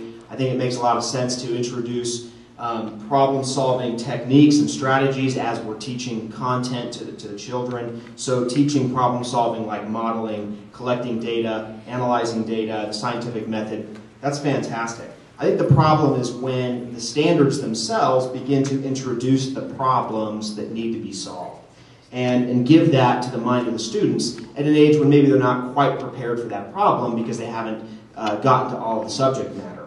So as we look through the standards here, and I just peruse just a couple of examples, you go to 6th grade, you go to question number 2, how do energy and matter move in patterns that affect Earth's weather and climate? We're now shifting from understanding the world to how does man and his behavior impact or change the world. 6.2.4 says ask questions to clarify evidence of the factors that have caused the rise in global temperature over the past century. That begins to propose that man has an impact on the temperature of the globe, and we're introducing that in the 6th grade. Root question 3, talking about energy and matter affecting the ecosystem, and then 6.3.5 says evaluate competing design solutions for maintaining biodiversity and ecosystem services. So the problem that the child is supposed to understand is that there are problems in maintaining biodiversity and ecosystems, and we have to come up with a design solution. What this is doing, and then 6.4.3, I mean, we're going to resurrect Malthus right here with the Malthusian religion of constructing arguments about how human population and per capita consumption of natural resources impact our systems. Well, I can tell you, because as you extract hard rock minerals from the earth, you're able to construct structures that last for a long time, and you can, build medical devices that, allow people to live for a lot longer. So obviously that's a good thing, but it seems to propose that it's a bad thing. So I think the overarching problem here, and a few of the specific problems that can possibly be edited from these Utah science standards, are that we can stop with this new history of science. To me, the history of science is primarily geared towards man learning about the natural world in order to know best how to utilize and harness the resources of the world to benefit man. But it seems that this recent shift has been a focus on man's impact on the natural world. And this latter shift, really, to me, it's fraught with a lot of socio-political controversy. And it's something I'm not comfortable with in a 6th to 8th grade set of standards. So I don't know what the current standards look like, but I do think we need to refocus on some substance for 6th to 8th grade that are fundamental to natural sciences, geological sciences, etc. Climate science is fine, but we need to shift away from proposing what the problems are. We need to shift away from what appears to be the shift towards saying that man has an impact on the world, and that's a problem that needs to be solved. It's fine to understand how we interact with the world, but I think that we're slowly pushing this a step further that's just not quite ready for 6th and 8th grade. I think that socio-political controversy, that'd be a great discussion in a high school class. Not sure if it's really fit for 6th to 8th grade. Personally, I'd prefer it be more of a college topic.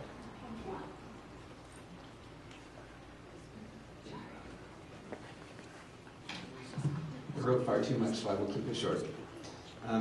My name is Daniel Zapala. I have parents that are in Alpine School District. I also teach computer science at BYU, and I am on the City Council for Cedar Hills. So I see a lot of different perspectives that touch on this topic. I want absolutely my kids to get the best science education they can as they go through school. I want your kids, when they come see me, to learn at BYU to have the best preparation possible that they can have. And I want to keep politics out of it, because serving in a political position, I know that mixing politics with science is not a good idea. I'm going to make 3 statements that I think we can all agree on. Number 1, that Utah State Office of Education should adopt world-class science standards. Number 2, our science standards should be based on the best available scientific research that mankind knows. Number 3, we get that best scientific research from scientists who are actively publishing in their field, and we read about it in the leading scientific journals, not on blog posts, not from think tanks that have an agenda. Those may seem like really obvious statements. I'm seeing some people nod their heads. But I continue to read critical comments about the standards saying it's got this about global warming in it, or it's got that about evolution, or talking about how we affect the earth. There's a really good reason why those things are in the science standards. They're among the best available scientific theories that we know about today. We have to teach our best current understanding of science. Otherwise, we're shortchanging our students, and they'll fall behind. Some critics of the standards will say, well, these are just theories. I'd highly recommend you go read the USOE statement on teaching evolution that's on the website that's right back behind us. It says, while some describe the principle of evolution as just a theory, in quotes, the scientific definition of a theory is far more rigorous than may be commonly understood. In science, a theory is a systematic explanation of observed phenomena. It must be consistent with natural laws and withstand the scrutiny and inquiry of the scientific community. That's how science is made. We have to, if we're going to teach something to our kids, we have to be able to back it up by saying this theory aligns with the scientific facts, the evidence that we have. If you have an alternative scientific theory, science will incorporate that theory as long as it's backed up by facts. Global warming is supported and understood by 97% of scientists that actually publish in the field. The 31,000 number you'll hear of scientists that signed a petition, that is 0.3% of all scientists in the world. They just got a collection of some scientists that would agree with them. They didn't actually do a scientific study. If you quote that number, you're not doing real science. No two ways about that. But moving on, if you look at the standards, the things I'm really pleased about that are in the standards is that they incorporate science and engineering practices. This is absolutely needed for our education right now. They're not just going to regurgitate facts and learn it on a worksheet. They're going to actually do science in the classroom. That's exactly what's needed. Every child needs to learn how to develop a model of the world that tests a scientific principle, conduct an experiment, analyze the data from that experiment, develop conclusions based on their evidence. We need to teach our kids how to construct a scientific explanation based on valid and reliable evidence obtained from sources, including their own experiments. I just quoted that directly from the NGSS standards. It's exactly what our kids need to be learning. We heard earlier about cross-cutting concepts. That's something we try to teach our students at BYU all the time, that scientific principles connect across disciplines. And that's another really strong point of these standards. Thank you. So I said we would have a hard stop at 8:30. It's 8:32, and I also, so I'm in conflict here because I also asked people to come out. So if you'll indulge commentary from the people on the front row. I honor if you feel like you want to leave, because I did say a hard stop at 8:30. But if you're willing to stay for a few minutes, we'll ask you on the floor to make sure that you brief, and we'll finish then. And then when these comments are finished, as I mentioned, we have paper behind board member right over here.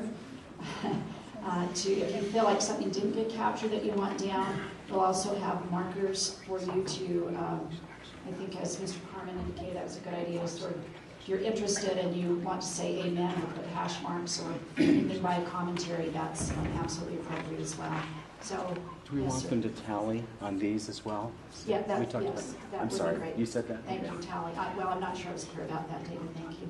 Okay, so with that, we'll hear the final public comments from, let's see, where are we at?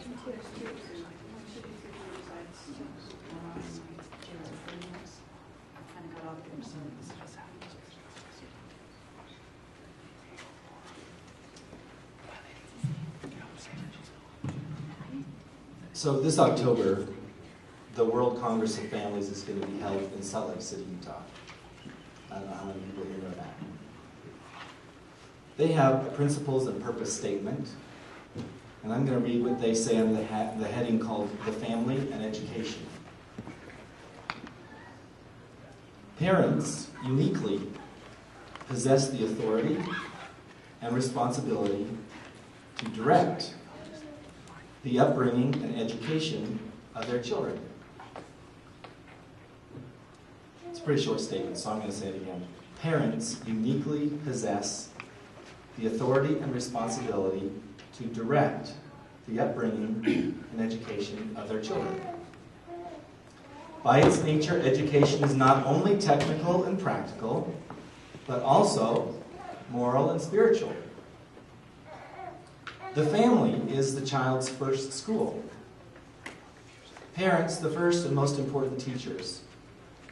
Love of community and loyalty to nation begin in the family. And the last statement is, the state usurps the parental role when it monopolizes and mandates the educational system and deprives parents of their intrinsic authority over their children's education. That's the end of the statement. I have enjoyed, actually, thank you for this forum and the process and for listening. And we have listened to parents and grandparents and teachers and professors who are also parents and grandparents. And I love that there's a variety of opinion on what their children should learn. I do not believe that it is in the interests of my family to have educational content decisions namely standards and the associated tests, standardized tests, have those decisions made at the national level. In fact, nationalization of standards and testing marginalizes family and leaves us completely out of the loop. I'm going to give you one example. Someone mentioned a little earlier the example of choosing a doctor. I love that I can still choose a doctor. So far, so good. Now, there may be some of us in here who trust, maybe they're more into essential oils, for example, or they have a chiropractor they go to, and I've got a pretty bad back problem right now. I don't go to a chiropractor, but some do. Some prefer the pharmaceutical and regular, family physician type approach to medicine. And that is our right as parents to make those decisions, and as families to make those decisions. Can you imagine if the federal government or some national group of experts said you have to have chiropractors? If you have a backache, you have to go to a chiropractor, and they have a monopoly on that. And they mandate it and say, if you don't go to a chiropractor, we're going to impose a penalty on you. Why do we think that that's a good idea for education? To get a group of experts together, and that's not saying anything bad about their expertise. In fact, from the professor from the UVU and Ricky, I would have my child in your class any day of the week.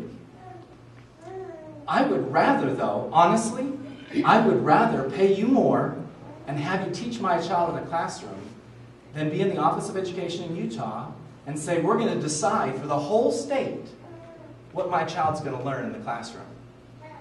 1983 is not that long ago. Adam and Eve were the first teachers, and the family predates the U.S. Department of Education. It predates Achieving. It predates the Fordham Foundation. And that's pretty much what I have to say. Nationalization of standards marginalizes the family. Thanks.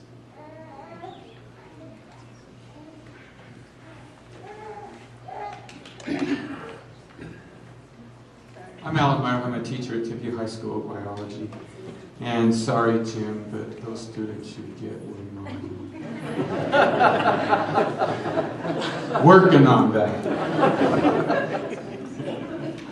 And I have changed the way I've been teaching over many, 33 years of teaching. A couple of things I just want to comment on, and then I have a couple of concerns about the core I just wish will be addressed, so I'll just address those. First, the question was asked, why change standards? I've been teaching 33 years. What I taught Joe Wright, I don't know how many years ago. Only 24. 24 years ago. And what I learned in college at BYU, I got a fantastic education there. About half or more of what I taught you, Joe, about half of what I teach now, I didn't even learn in college. It's new stuff. So in answer on why we should have new standards, we're out of date so fast. There's paradigm shifts happening all through biology right now, particularly with the DNA sequencing and things along that line, and biotech things that Jim teaches. It's fantastic stuff. Not in our state core for biology. I came tonight because I'm concerned about what is taught 6 through 8, because I get those kids in the 9th grade. And I want to see where they've been. I want to understand it. There's good reason to change standards. I don't think anyone here wants to have a hodgepodge of concepts taught. There's obviously a need for standards. And there's no such thing as Utah version of science. Science is science. It doesn't matter whether it's in Utah or Iowa or across the state or across the world. Science has a way of learning information and gaining knowledge, and it's the same everywhere. And it should not change anywhere. There's no different way to do that. First, thank you for those that took all that time and energy to write this Utah core and all the energy. I helped write the biology core 15 years ago, and after teaching it for 15 years, I can see that most of it worked well, some of it did not work well. And I can see some of those things in that core. But in 15 years ago, we used national standards as the basis for what we teach today. And I can't imagine doing it without those. those are experts that put together things that we don't have in Utah, the time or money to put together a core like that. And so we took those standards and we did the best we could to write that. I don't have the knowledge or the expertise. They do. Science is science. I don't really care where it comes from, but those experts wrote some great standards. They're out of date now, and there's new things there. But I certainly appreciate the fact that those standards are there. Just a couple of comments that I have about the standards themselves. Okay, I'll wrap it up. One thing is its clarity. As it stands, and maybe there's more to it than what's there on paper, but to me, I can't take that and build my curriculum. And maybe there's more to it, and I hope to learn what that is. Some of it is very, very unclear. And I suggest to the writers, as you go back, take a look at the AP Biology core. It's a national core. It's written extremely well by national people. It's very clear, and it incorporates all of these ideas about how science is done. It's incredible, and I think that would be a good source to look. An example, just before I quit. This is this is 8.18 in the 8th grade core. And it reads this: analyze data from tests to determine similarities and differences among several design solutions to identify the best characteristics of each that can be combined into a new solution to better meet the criteria for success. It took me 15 minutes to tear that thing apart and figure out what it meant. I don't know that I still know what it means, but I'm working on it. And so, I think if I look at these ideas individually, and they're okay, I think they're great, but I just need to have it in a way that I can understand it, or I'm not, as a teacher, going to be able to apply them to my students. So I just say, take a look at the clarity, take a look at the AP core, and if we can put it in a form that will be useful, that would be great. Thanks.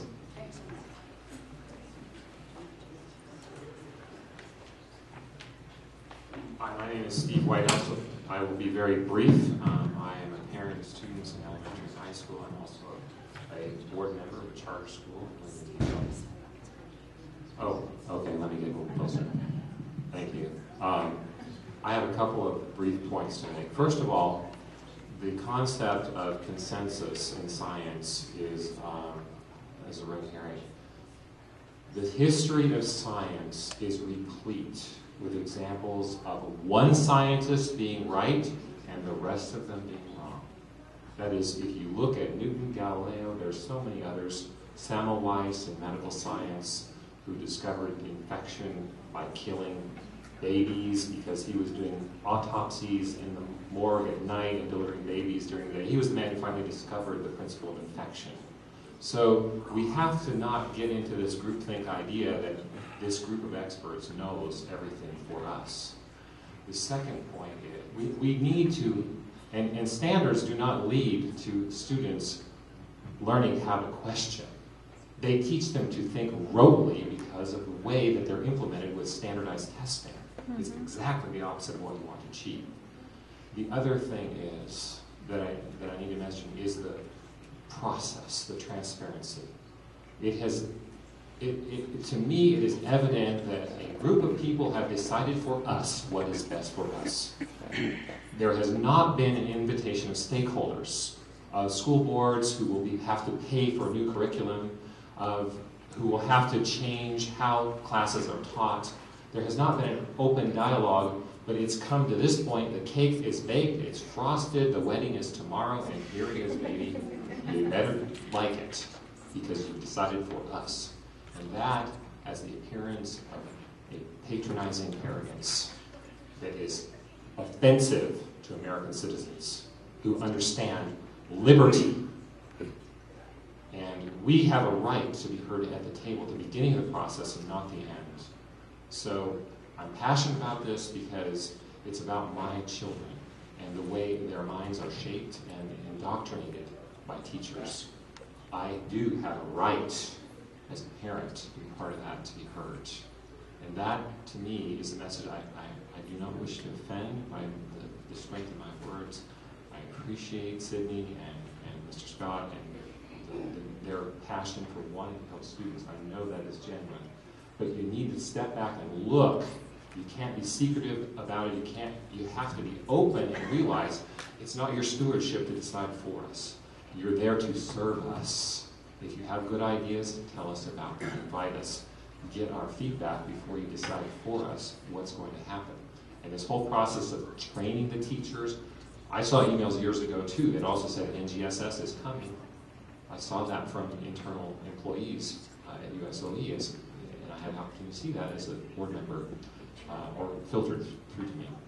Anyways, I am grateful to see so many people who are interested and passionate about this. I hope that the Board of Education will start over so that we can talk about them. I know there's many good things in these standards, but we need to have the chance to talk about the concerns that are here, and we also should not predetermine what's going to happen in 9 through 12. Let's have a conversation. Thank you.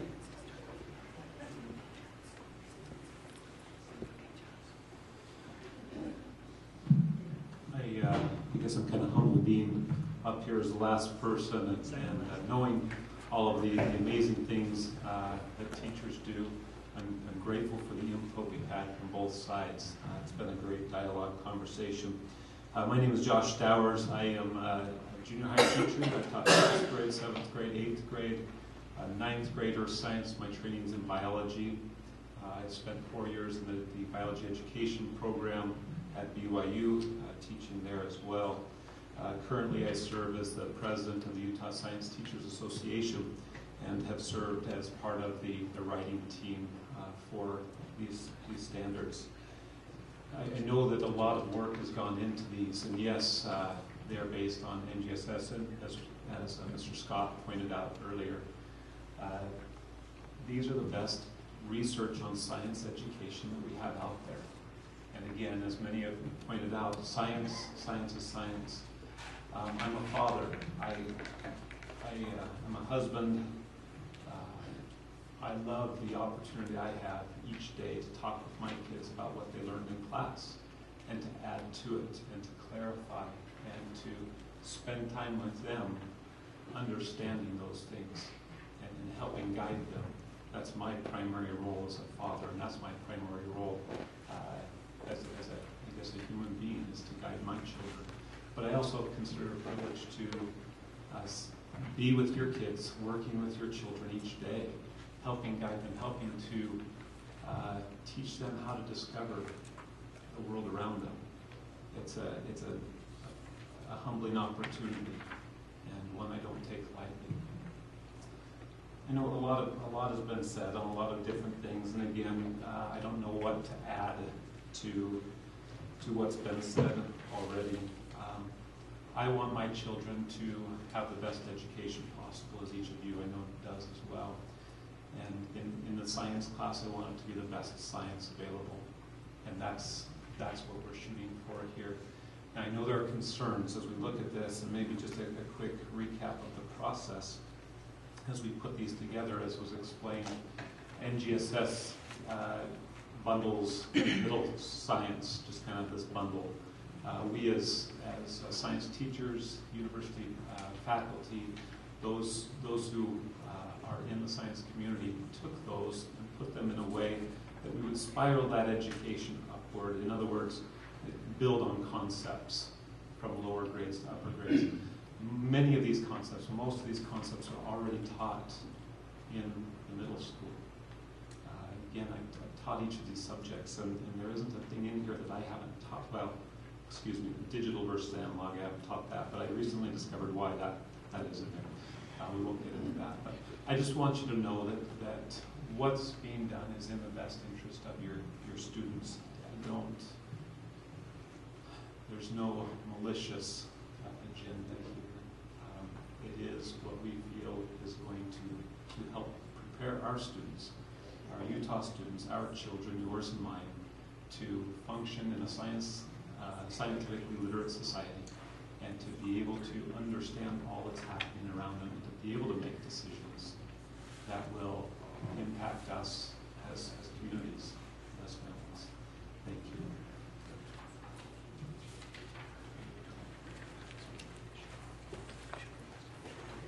We sincerely want to thank you for coming. I will just be very personal and honest and tell you that coming in tonight, I prayed that two things would happen. One is that you would listen to learn from each other, and that you would be respectful. And I so appreciate that that has happened here tonight. And I can see passion on many sides and many levels, and you can walk away disagreeing on many things, but the fact that you took the opportunity away from your families to be here tonight speaks volumes about how you care, not just about your own children and grandchildren, but children in Utah in general, so we appreciate that.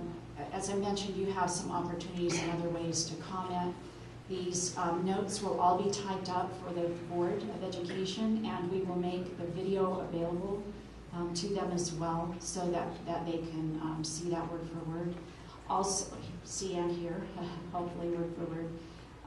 And then I would just also add that there's still the open process for you to go in, and somebody mentioned that you weren't able to see the standards, so actually there are links to all the standards on our websites for you to look at the standards and then comment on the standards, and there are text boxes there that are open for your input as well as part of those standards. Although we're trying to get specific input on the standards, it doesn't prevent you from adding dialogue in there.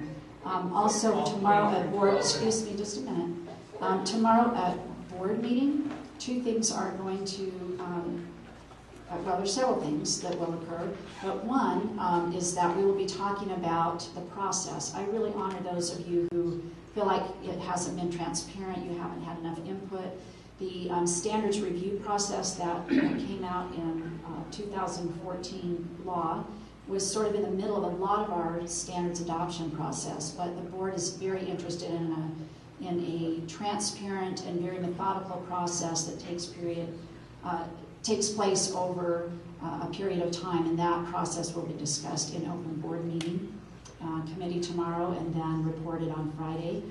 We'll also be having a discussion, board members, I believe it's Friday, that got added to the agenda. That, is that correct, if I remember right? So I'm not sure if it was. I think I saw an addendum go out. So just the process in general will be discussed as well in terms of should we continue with the 90-day process, where are we at, what are we learning, what do we need to do here. So just sort of that conversation will take place as well tomorrow. I think that was just added to the agenda today. So plenty of opportunities to comment, to get your message to the board, to continue to comment, and I hope you'll continue to do that with the same respect and depth and passion that you've done up to this point, and that rather than making it personal, that you will really make it about your concerns and concerns that you have, or ideas or support that you have for standards. So with that, we wish you safe travels home, and again, thank you for coming. We have two more of these meetings, one in Cache County and one in Salt Lake City. And Ricky, is there anything that you want to add? Because this is really something that Ricky does, and I sort of stole his thunder tonight, so I apologize to Mr. Scott, who was brand new into his job when we had to present these to the board. So kudos, kudos to Ricky for stepping in. The only thing again is that as of right now, I last checked it yesterday, we have 660 of the online form have been filled out. To me, that's very small. Please go to this website, take the time, fill in it. Now, your question, so right now we're only looking at 6 through 8. So that's the current thing they're doing. You just said they're all up there, so I'm confused. No, all for what our current focus, 6 through 8 is what the board is currently looking. What about the cross-cutting comments for those that aren't? Can we go to the NGSS and then come here and comment on what's not there, or is that? So kind of the supporting statements, I think they call it clarifying statements, boundary statements, those types of things. Where can we look at those and comment on those? Or can we? Just put NGSS in the search column, and it'll take you right to the NGSS. I know where they are, but I'm just saying, So, are you accepting comments on the other? So what happened is, in February we came to the board with a larger document that had a lot more information. Board request was to narrow it down to only the standards and to get rid of ancillary material. So because of that, no effort has been moved to touch that. If you would like, we can definitely post what was on there before back on there. But so all it is pretty much, for the most part, it's what these standards are, and then they add to that what originally was the idea of what we were hoping to get feedback on. So with that, We can add that. Is that original document what's going to be adopted? That's actually, the board only adopts standards. They don't adopt documents. So that will be a discussion in the board tomorrow. They will guide us on their wishes about what they want us to do with the ancillary materials, because it's not something that the board adopts. So, so that will be a board decision tomorrow. You can comment on, I thought when I took the survey, you can comment on the standards and on the, like the first page, if I remember. So they're talking about a previous document that hasn't even worked. No, that's fine. So yeah, so the current, we'll just focus on that. So we're waiting on board again. We're waiting to get some direction. So I'm happy to post whatever I'm given instructions to post. So. Okay, with that, we're going to do a hard stop at 8:57.